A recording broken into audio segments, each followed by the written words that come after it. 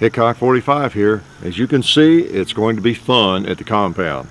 For me, and hopefully for you too, because we have a shotgun out.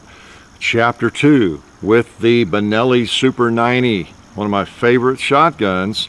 And I guess the only semi-automatic shotgun I've really owned, for any length of time at all. It has served me well. We're going to put it through its paces again today.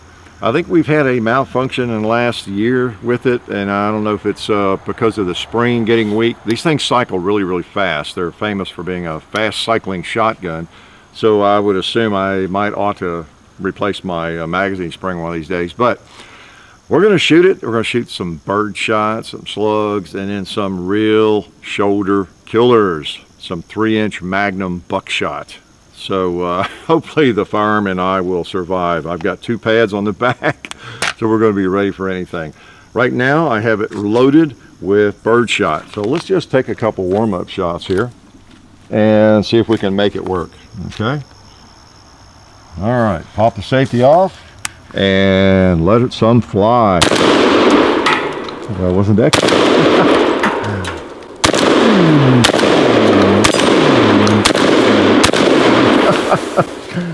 Yeah, like a little havoc. Oh, birdshot's fun. And you saw those 2 liters are pretty far away. It killed them dead.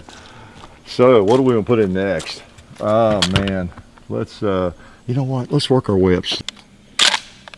Safety on. Now these are some that were not in a box. They're about the same as the ones you see in the box there, but I'm gonna pull those out.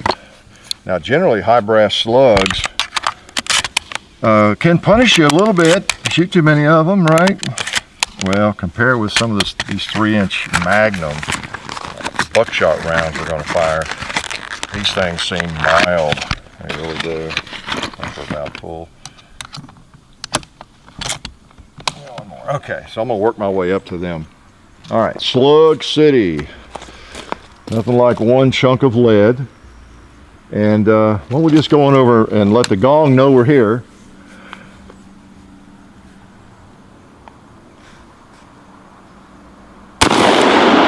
Well, we have to hit it first, don't we? There we go. Hit him again. I'm going to see where it hits. Okay. I'm going to try a ram.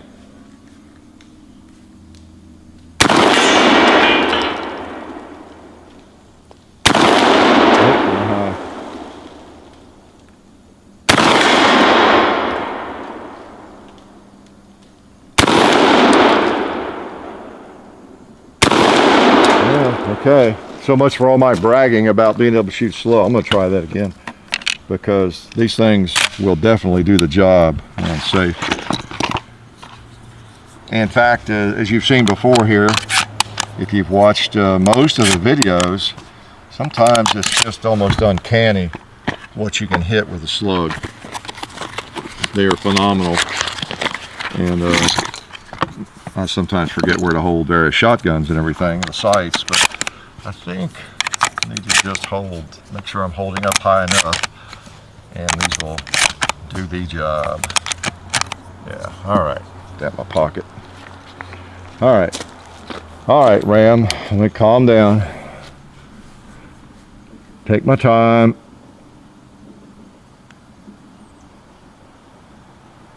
There we go. Well, as usual, it comes down to a good trigger break and everything, and when you've got that kind of recoil, sometimes you forget. Surprise. Oh. Let's try a turkey. Low. Boy, that rolled him over, didn't it? I'll try that pig up there on the top left. Whew. Oh, went high. What's he trying to do on me now? Hang up. Like I say, I might need to change the spring out on this thing. Got my shoulder savers there messing up on me. One more round. I knew that was low. You can see how I've got him dressed up because I knew I was going to shoot a lot of double-aught buck, more so than slugs, but that was my plan. So I've got 2 limb savers on him to save my limbs. They don't really fit all that well, but I wanted to get everything on there I could.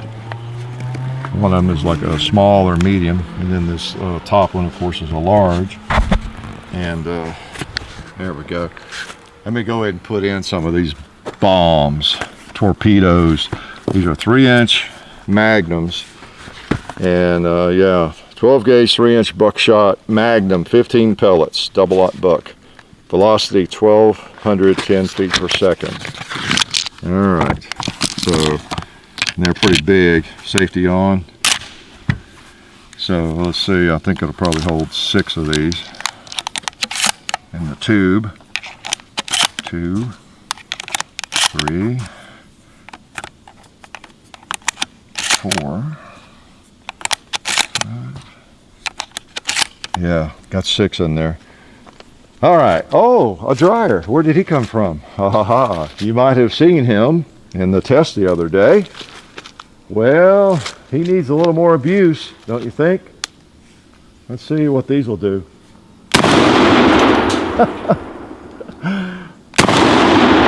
Wow. Oh man, these things, they would definitely kick.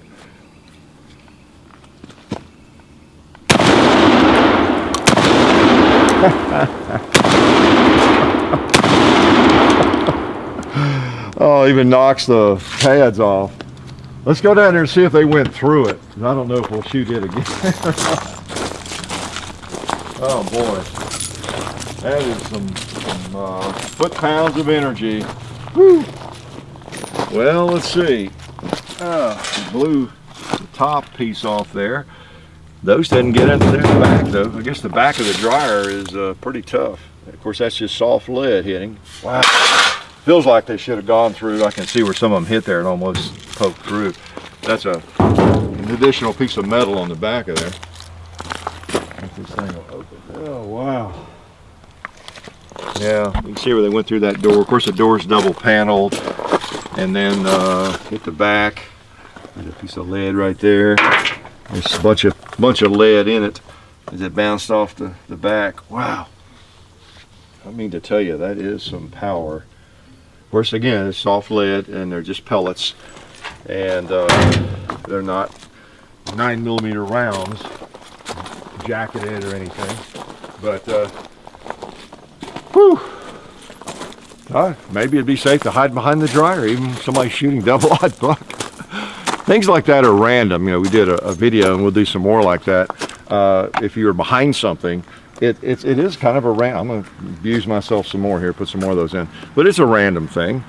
Where the pellet hits and all that, whether it's a car door, whatever it might be. Okay, see if I can stand a couple more of these. I don't know if you can tell. You know, I don't complain about recoil much. Safe. But these things really do pack a punch. And part of it is this is a light shotgun. You know, it's an alloy frame receiver. And it is light. Really handy shotgun. And you can really tell it's light when you're shooting something like this. So I don't know if you can tell by just watching, but it's really punching me.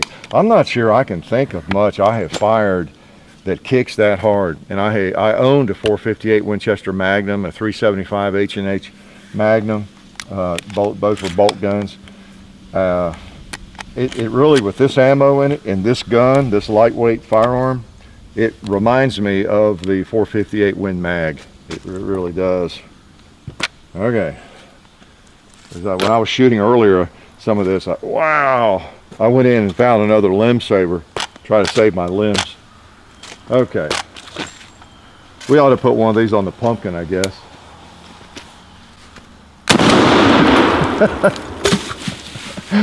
Oh man. How about the propane tank? Ooh. Yeah, bowled him over. And I guess the dryer's not had enough abuse yet.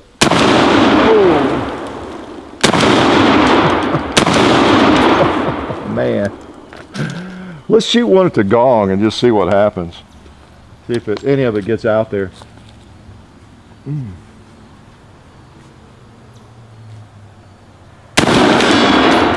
I heard it hit.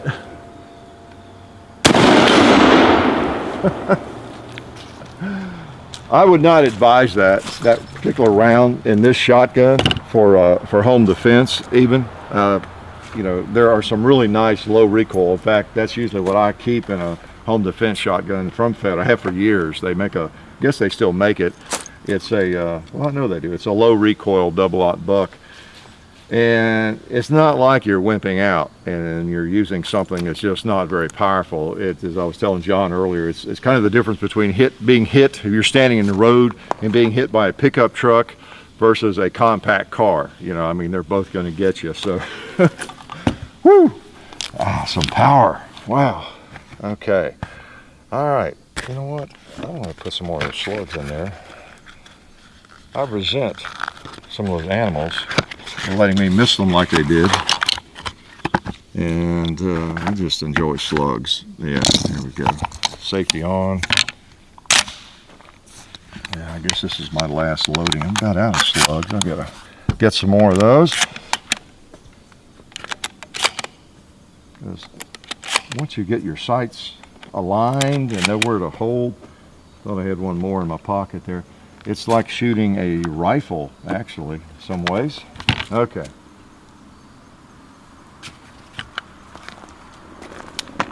Yeah, let's go back over there and pick on that same pig. He does not deserve to escape the heavy lead.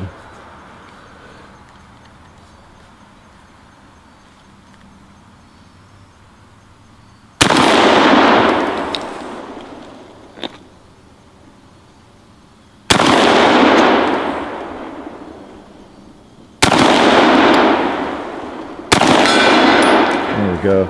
I think I'm just flinching a little bit, to tell you the truth. Hit the gong again.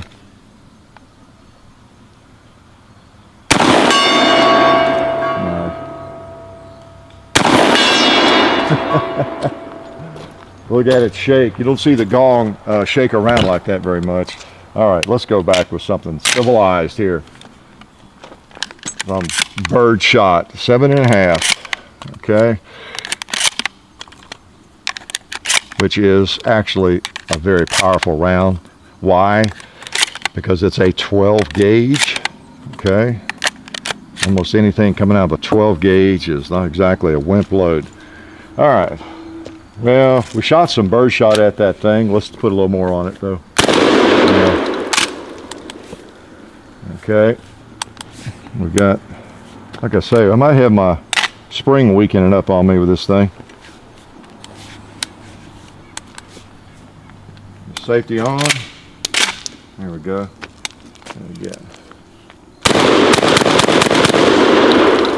That's the nice thing about birdshot is you can just cycle right through it with a semi-automatic or even with a pump gun. I've got the pump gun out here just in case, but because we're going to shoot all this target-rich environment, whatever happens if we even had problems with this gun. And of course, for new shooters, you know, the difference is, as you have seen and witnessed, the semi-automatic shotgun just keeps firing as you pull the trigger, just like a semi-automatic pistol, whereas the pump is a little bit like a revolver, or some revolvers. Some other firearms, you have to work the pump in order to bring another one in. All right, so let's try them again. Safety on. Bird shot. See what we have left here. Not much more fun than a 12 gauge. I think I am going to order another spring for this. Make sure that's not what I'm getting into. 89, that's how many years? 25, 26 years, is that right? So this is getting a little age on it, no doubt about it. No pumpkin took a hard hit. Oh, we got a pot to smoke. Now, oh, boy, that might have been the best pot smoking for a while. I got another one. Now that really pulverized them.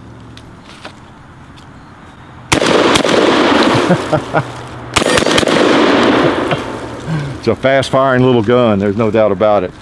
I don't know, there might be something faster now, but in the day, this was considered one of the, if not the fastest cycling shotgun, I think, out there. And of course, you don't get that benefit of a gas system like on some of your other shotguns, a Remington 1100 or 1187 or whatever all the models are these days, where it actually absorbs some of that recoil. This is the HK recoil system. You take all the recoil. Okay. Who else needs to be hit?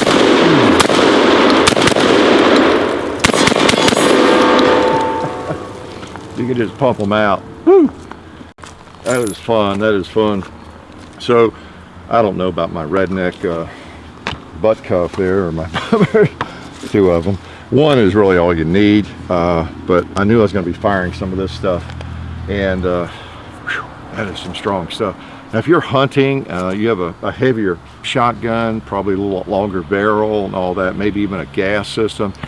Excuse me, you're not going to notice, that so much. But on an HK or Benelli here, with as light as that thing is, with an alloy receiver, it just doesn't weigh much. You catch all the brunt of it, definitely in your shoulder. But of course, I've got to show you two more that it is doable. Okay, safety on. Let's put another one down here. Let's put three. What the heck? I've got two shoulders. I could do without one of them. So as long as you've got some kind of pad, you can survive it. Oh, I used all my slugs. We'll save that cinder block for another day, I guess. I'll put one on and see what it does. But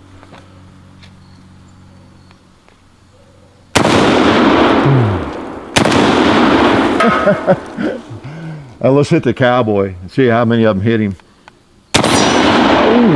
Ooh, that's a nice little spread. Woo. That would have taken care of any cowboy, good guy or bad guy, right? So anyway, that's it. It's the old H&K marked Benelli Super90. Had it a long time. My only semi-auto shotgun, and I plan to keep it a long time. Upgrade the spring a little bit maybe, but it's pretty cool. I think I prefer a pump, to tell you the truth. I come out and just want to enjoy shotgunning, trimming trees. I tend to use a pump most often. I mean, this will do just as well. It's a cylinder bore, but and it's actually more accurate than I demonstrated today. I don't know. I think I think I've been shooting it too much today, and I was getting a little gun shy on the trigger and jerking it a little bit, because this typically is one that I have been able to shoot really well with slugs over the years. And we even did a video at 230 yards with slugs. So that's just me today. If you, one thing that spoils me are the sights on some of the other shotguns I have, I guess. But I don't know. What other excuses could I come up with?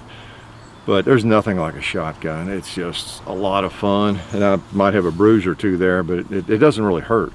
It's just part of it. You just kind of go with it when it hits you, and actually makes it more fun.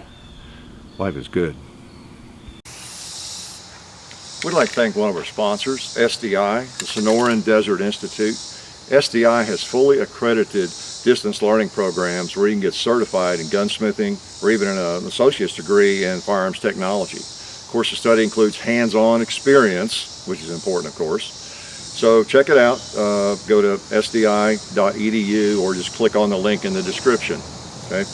And also, we'd like to remind you to check out the Hickok 45 Facebook page and the Hickok 45 and Son channel and its Facebook page, as well as Gun Culture Radio on iTunes. Now remember all this, because I'm coming to your house randomly over the next year or two to give you a quiz on it. Okay? Thank you.